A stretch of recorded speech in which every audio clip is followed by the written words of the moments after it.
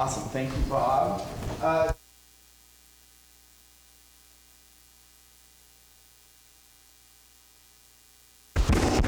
There we go.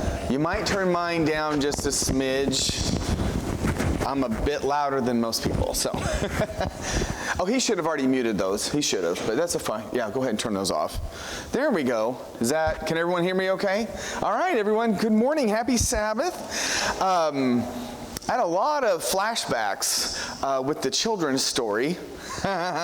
So when I was a kid, we were camping out at Shakamak, and we had a fire, and of course I was told, don't run around the fire without your shoes on.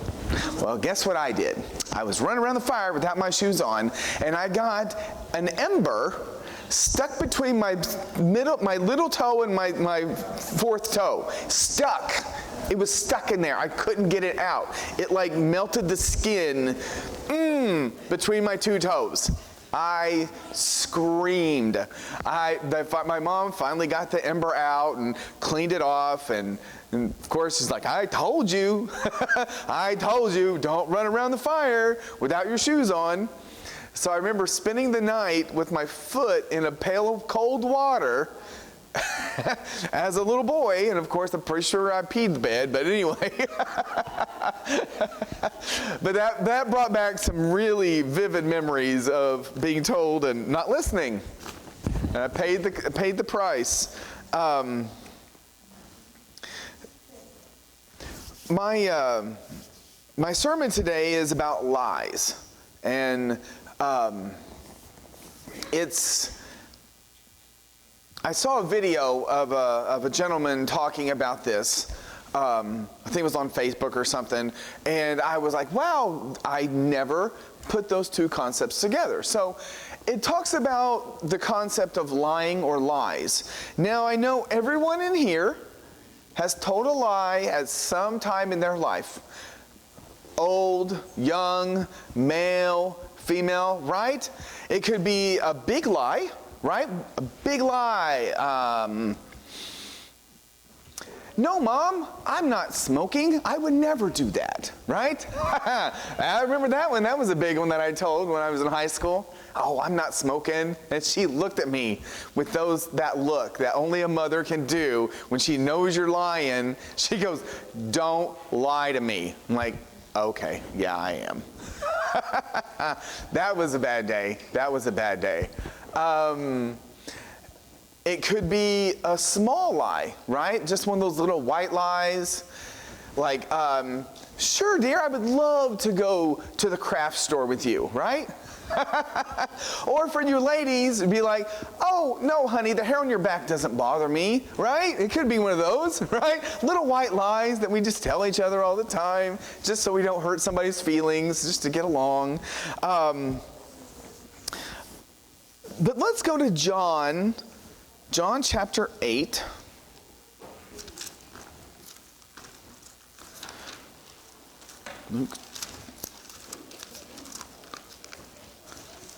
John chapter 8.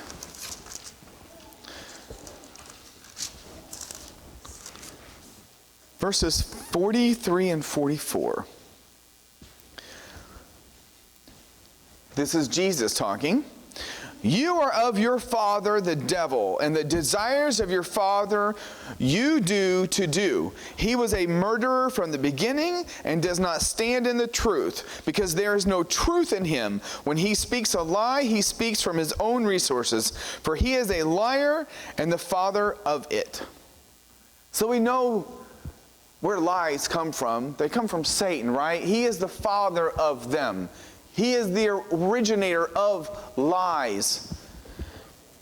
John tells us that Satan is the father of lies.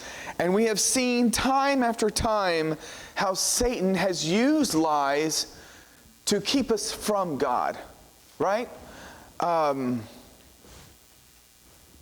Let's go back to our scripture reading in Genesis 3, verse 4.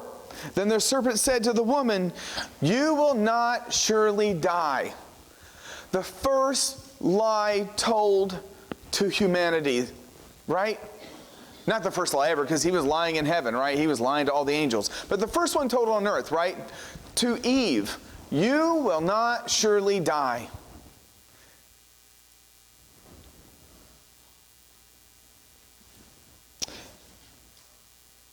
The second lie was when Cain lied directly to God in Genesis chapter 4, verse 9. Then the Lord said to Cain, "Where is Abel your brother?" Just like lying to my mother's face.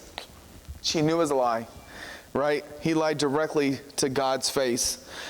Then the Lord said to Cain, "Where is Abel your brother?" He said, "I do not know. Am I my brother's keeper?" He knew exactly where he was, didn't he? Lie to God's face. Can you imagine that? Yeah. So here we go. 10 generations, 1,656 years later, we went from the first lie told, "You shall not surely die," to Genesis 6:5, "Then the Lord saw that the wickedness of man was great in the earth, and that every intent of the thought of his heart was only evil continually."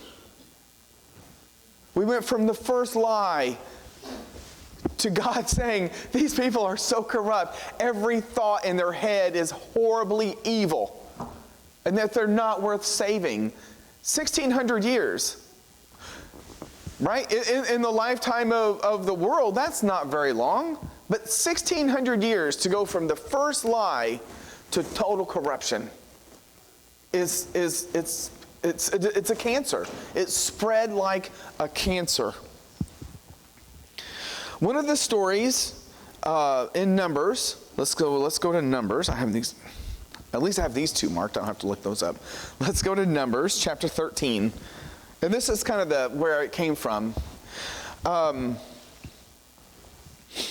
Where Moses sends spies into the land of Canaan to get information on the layout of the land, the people, the way they live, everything, and to bring back the fruit of the land, right? They had just come out of the Exodus. They had come out of the desert. They were on the edge of the promised land. And Moses is like, go. He sent a person from every tribe, right? Plus one, Joseph, or Joshua, to go scout out the land, right? So let's read Numbers chapter 13, 1 through 3. "And the Lord spoke to Moses, saying, Send men to spy out the land of Canaan, which I am giving to the children of Israel. From each tribe of their fathers you shall send a man, every one a leader among them. So Moses sent them from the wilderness of Paran, according to the command of the Lord, all of them men who were heads of the children of Israel." So were these just nobodies that they just picked up out of the tent, right? No, these were leaders. These were leaders of every tribe.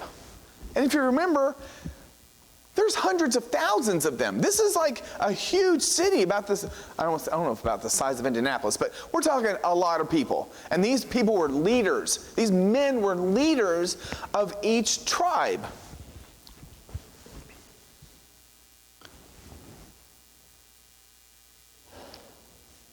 The 13 spies returned after spying in the land for 40 days. Let's go chapter 13, verses 25. "And they returned from spying out of the land after 40 days. Now they departed and came back to Moses and Aaron and all the congregation of the children of Israel in the wilderness of Paran at Kadesh. They brought back word to them and to all the congregation and showed them the fruit of the land." If you remember, they had to carry the cluster of grapes between two of them on a pole. They had to put them on a pole because they were so big and so heavy. They couldn't just carry them in their hands. They had to put them on a pole. That's how amazing this fruit was that they brought back. But what did 11 of the 13 report back? Remember, they just came back. They have this fruit. Let's read it. 28.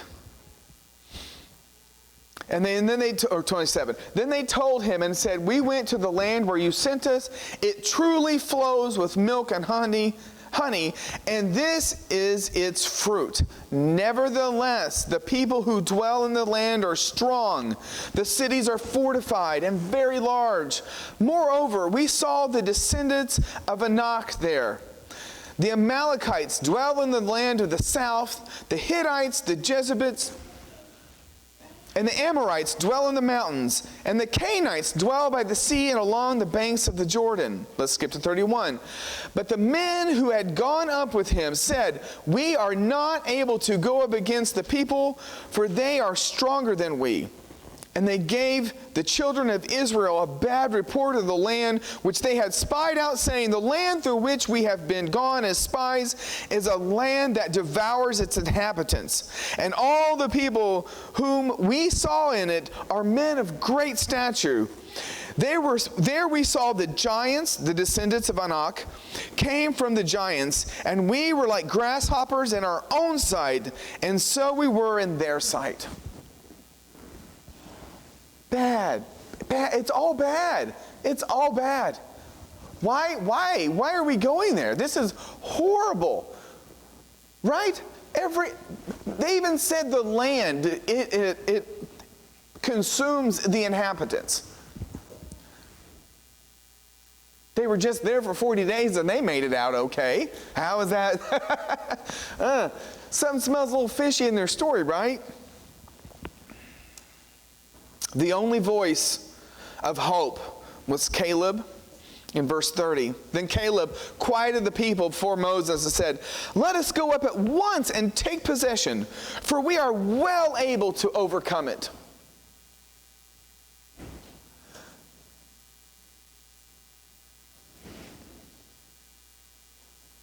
He and Joshua viewed the challenge through the lens of God's promise. Right? They were the only ones that looked at it through the lens of God gave us this land. We're going to take it with ease. Right? But the other 11 were like, nope, we can't do that. There are giants there. Look at these grapes. We can't do this.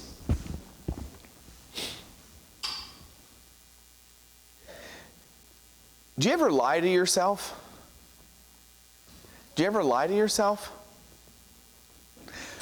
Not directly. I mean, you don't directly tell yourself a lie, do you?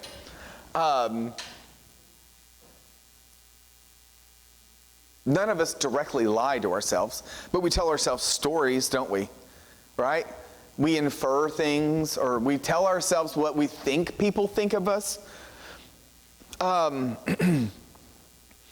During a leadership class that I had, a professor taught us one time, do not tell yourself a story. Don't make any judgments until you get all the facts. Right?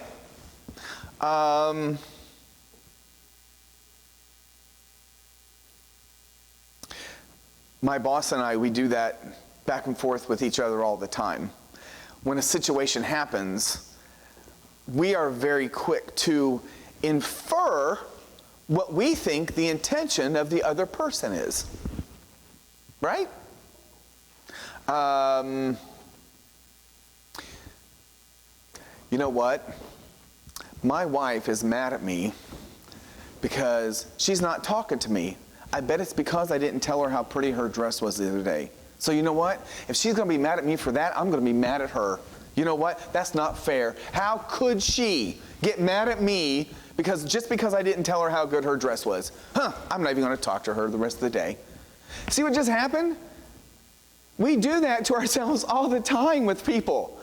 We tell ourselves a story because of some slight or some misinterpretation of an action, and then we tell ourselves a full-blown drama that just goes out of control, right?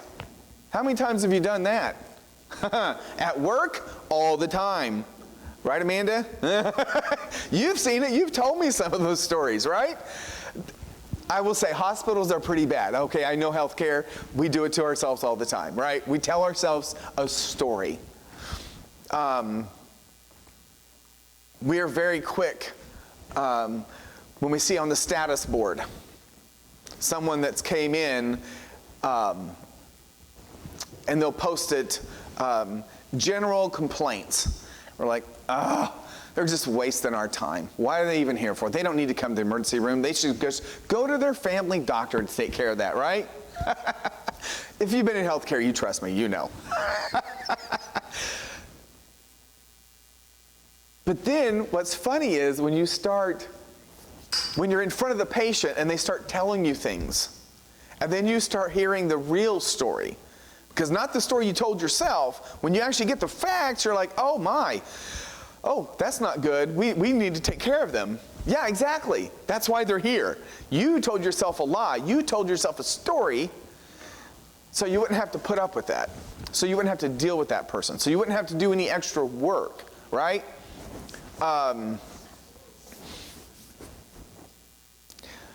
We have to be careful of the stories that we tell ourselves. Right? Because a lot of times we lie to ourselves to have the outcome we want, right?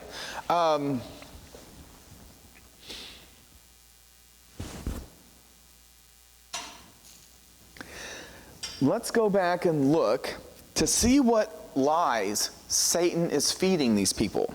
So let's go to verse 31. But the men who had gone up with him said, we are not able to go up against the people, for they are stronger than we. They're stronger. Verse 32, and gave the report of Israel, a bad report of the land which they had spied out, saying, the land through which we have gone as spies is a land that devours its inhabitants. The land is horrible. We're not going to be able to live there. Then the next one is like, all the people whom we saw in it are men of great stature. Everybody's a giant. Everybody's a giant. They're gonna slaughter us. We can't hang. We can't deal with that. 33. There we saw the giants, the descendants of Anak came, and we were like grasshoppers in our own sight. And so were we in their sight. We felt like grasshoppers and we looked like grasshoppers to them. We meant nothing. We were like insects to them, to be crushed at will.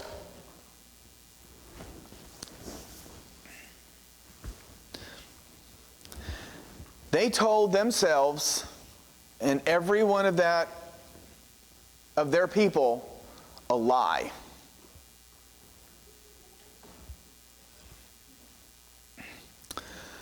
Let's go over to the book of Joshua, shall we?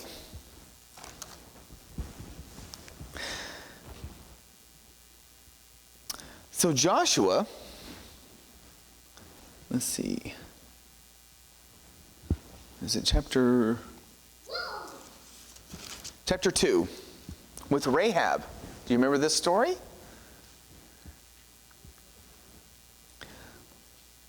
Now Joshua, the son of Nun, sent out 2 men from Acacia Grove to spy secretly, saying, go, view the land, especially Jericho. Do you remember Joshua? He was the first spy that went there 40 years ago, right? Because the Israelites heeded the word, the lies of the devil, God said, you shall not inhabit this land, and sent it back out in the desert for 40 years. Didn't they? Because they listened. They listened to the lies of the devil. So now Joshua, right, who was one that gave a good report also with Caleb saying, we can take this land. God has given it to us, we can take it. So now he's back 40 years later. Now he's sending out the spies, right? So they went and came to the house of a harlot named Rahab and lodged there. And it was told the king of Jericho, saying, Behold, men have come here tonight from the children of Israel to search out the country. So the king of Jericho sent to Rahab, saying, Bring out the men who have come to you, who have entered your house, for they have come to search out all the country. Then the woman took the 2 men and hid them. So she said, Yes, the men came to me, but I did not know who they were or where they were from. And it happened as the gate was being shut, when it was dark, that the men went out. Where the men went, I do not know. Pursue them quickly, for you may overtake them. But she had brought them up to the roof and hidden them with the stalks of flax, which she had laid in order on the roof. Then the men pursued them by the road to the Jordan, to the fords. As soon as those who pursued them had gone out, they shut the gate. Now before they lay down, she came up to them on the roof and said to the men, catch this,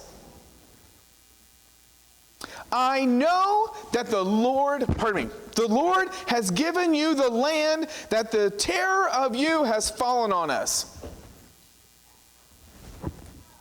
What? The other came back and said, no, we're like grasshoppers, and we're like insects.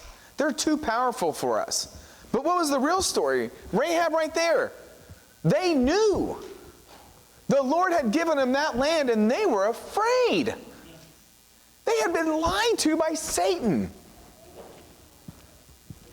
I know that the Lord has given you the land, that the terror of you has fallen on us, and that all the inhabitants of the land are faint-hearted because of you. Don't allow Satan to lie to you that you're not one of his, that you're not worthy of God's promises, right? Right there. They were the ones afraid. Then how come these people came back with these stories of like, oh, we're like insects to them. We're like nothing to them, right? For we have heard how the Lord dried up the water of the Red Sea for you when you came out of Egypt, and what you did to the 2 kings of the Amorites who were on the other side of the Jordan, Sihon and Og, whom you utterly destroyed.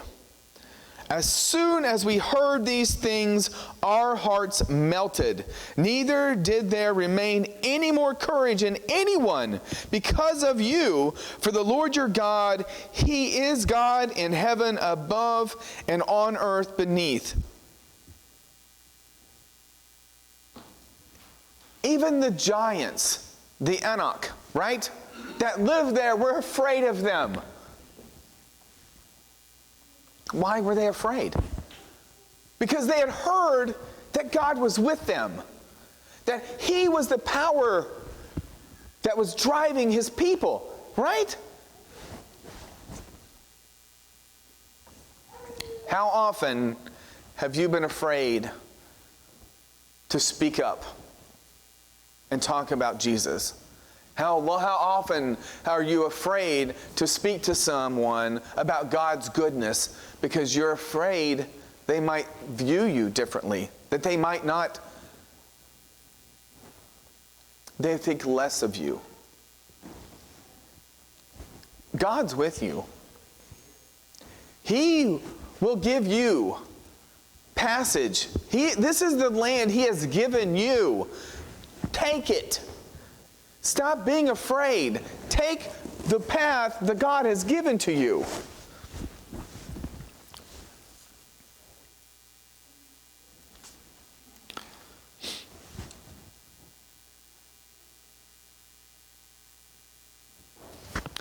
Are you listening to Satan's voice instead of God's, telling you you're not worthy of God's blessings or His promises? Are you telling others only the bad things in your life and showing others being in the family of God is not worth it? Let's go back to Numbers. So after the spies came back and gave a bad report, so all the congregation, chapter 14, Numbers 14. So all the congregation lifted up their voices and cried, and the people wept that night. And all the children of Israel complained against Moses and Aaron. And the whole congregation said to them, if only we had died in the land of Egypt, or if only we had died in this wilderness. Why has the Lord brought us to this land to fall by the sword, that our wives and children should become victims? Would it not be better for us to return to Egypt? What? He parted the Red Sea for you. He drowned an entire army for you. There's a flame leading you by day, or a cloud, or by night, and a cloud leading you by day. God has been with you time and time again. He's led you down a path that He opened up for you. Take it.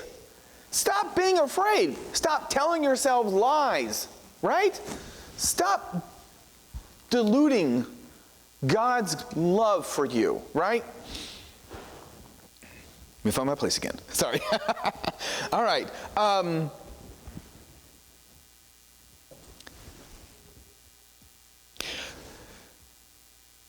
So are you listening to Satan's voice instead of God's, telling you you're not worthy of God's blessings or His promises? Are you telling others only the bad things in your life and showing others being in the family of God is not worth it? Or are you a happy Christian, showing and sharing with others what good gifts God has given to you, and that His promises are something to look forward to without fear? Let's go back to Genesis 17:8. Genesis 17:8. Oh, too far.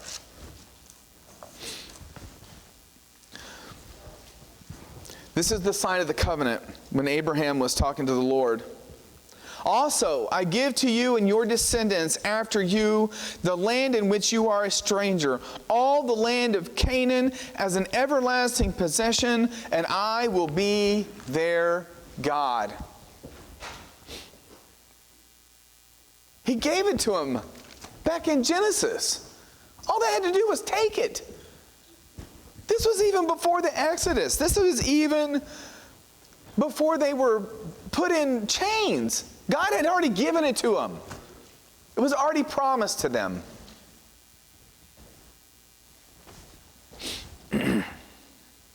God keeps His promises. Stop letting Satan lie to you and tell yourself a story that's not true. God's promise today is the same as in Genesis 17:8 as Revelation 21:3. And I heard a loud voice from heaven saying, behold, the tabernacle of God is with you, is with men, and He will dwell with them, and they shall be His people. We are promised He will be our God and we will be His people.